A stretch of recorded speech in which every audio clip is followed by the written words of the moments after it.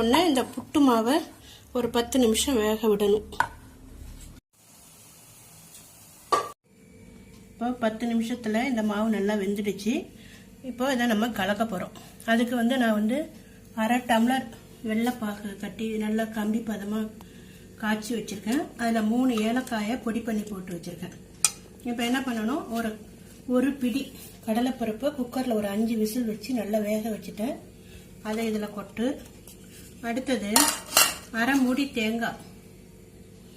மூடி தேங்காவை வெறும் வானலில் போட்டு கொஞ்சம் வாசனை வர வரையும் வறுத்து எடுத்தாச்சு. அதையும் கொட்டிட்டு விருப்பப்பட்டா முந்திரி பருப்பு ஒரு 5-6 முந்திரி பருப்பை நெய்யில் வறுத்து வச்சிருக்கேன்.